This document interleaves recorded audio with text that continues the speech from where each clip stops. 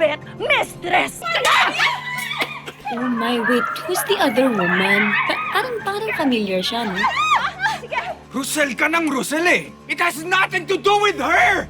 I have no choice. Pwede ba maghiwalay na tayo? Please, maghiwalay na tayo! Lumayas! Sige! Lumayas ka! Lumayas ka! Hindi kita kailangan! Matagal mo nang hinangad na magkaroon ng tatay. Huwag mo na isakripisyo ang sarili mo. Para sa inyo, gagawin ko. Pagpatuloy niyo lang ni Chris, ako lang ang iiwas. Ang kakapal ng mukha nila. So please, Belle. Please. Help me. I'll never leave you. Simula ngayon, kakamuhian na natin ang pamilya ni Rosel. Tigilan mo na rin yung pakikipagkaibigan mo kay Tyrone, okay? Lahat sila idadamay natin.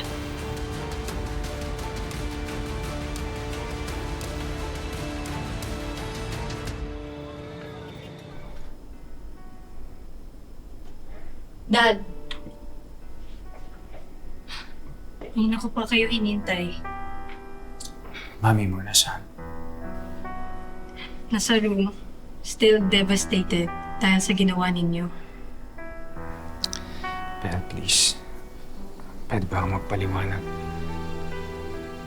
Let me explain. Kaya pala di kayo makasagot noon.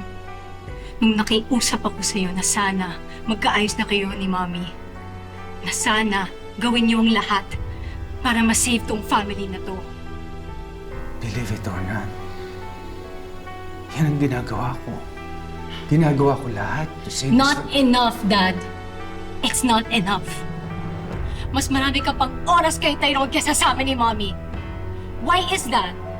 Tama ka. Pero, hindi ko kaya ipaliwanag sa'yo ngayon. So when? Kailangan ko malaman ngayon. Aminin niyo! Are you still having an affair with Tita Rosel? Walang ganon. Promise. Walang affair na nangyayari. At nakikiusap ako sa'yo. Please. Isabel, kahit anong mangyari, huwag kang magagalit. Kay Rosel at kay Tyrone, wala silang kasalanan. Wala silang No, kasalanan. Dad. No, Wala Dad. silang kasalanan. Dahil sa ginawa niyo kay Mommy, sila na ang sisisihin ko.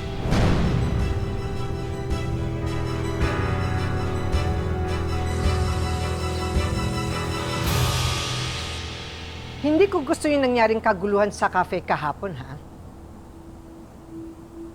Madam, pasensya na po. Hindi ko naman po gusto na makaladkad sa kahihiyan yung cafe. Alam niyo naman po kung gaano ko po kamahal yung negosyo ninyo. Gagawin ko po yung lahat para maprotektahan yun. Eh, ang kaso, wala ka namang ginawa. Pasensya na po. Tatanggapin ko po kahit ano pong kaparusahan ang ibibigay ninyo sa akin.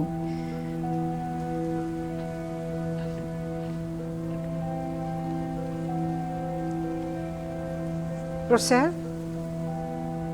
sagutin mo nga ako. May relasyon ba kayong dalawa ni Chris? Madam, maliban lang po sa ama siya ni Tyrone, wala po kaming relasyon. Malinis po yung konsensya ko. Pwes, hindi ikaw ang dapat na parusahan, kundi yung malditang asawa ni Chris. Ayoko na po kasing lumaki pa yung gulo. Alam mo, Rosel, sa mundong ito, kapag kinagat ka, dapat marunong kang lumaban. Matagal ka nang inaapi ng biyang yun, hindi ba? Alam mo ba kung bakit? Dahil mahirap ka. Dahil naghihikahus ka. Eh, Madam, ganyan naman po talaga yung buhay eh. Yung mga tao sa taas, madali lang nilang apak-apakan yung mga tao na nasa baba. Pinaparinggan mo ba ako? Madam, hindi po. Nagsasabi lang po ako ng totoo. Pes ngayon, hindi ka na niya pwedeng api-apihin at tapak-tapakan. Dahil mas magiging mataas ka pa kesa sa kanya. Paano po mangyayari yun? Hindi ba? Dinonate ko na kay Tyrone lahat ng kayamanan ko. In a way, ikaw na rin ang magmamay-ari ng lahat. Madam, hindi nyo naman po kailangan gawin yun. Malapit na akong mamatay. Gusto ko naman, bago ako mamatay, maitama ko lahat ng mga pagkukulang ko at lahat ng pagkakamali ko.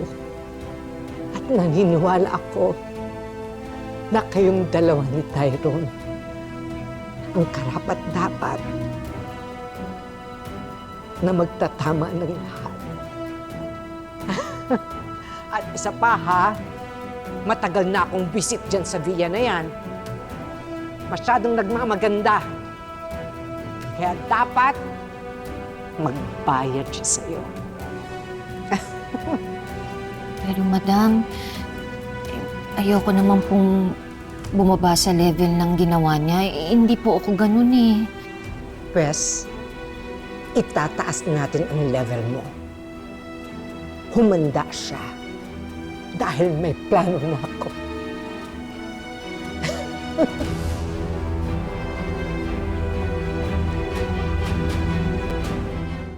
Darius!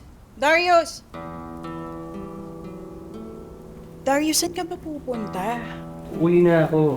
Kailangan ako ni Rochelle sa bahay. Talaga ba? Alam mo, pakiramdam ko, gustong-gusto mong pumapel na hero dyan sa pamilya na yan, ah. Natural. Ako padre de pamilya dun eh.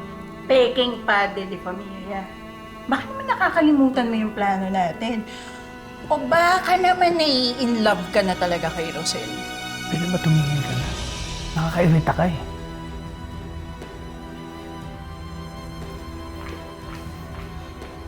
Darius, binabalaan kita.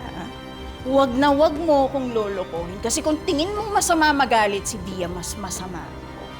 Saka aalalahanin mo na sa akin ang alas. Kayang-kaya kitang siraan kay Rosel at sa lahat ng tao. Alam ko yun. Kaya tumigil ka na.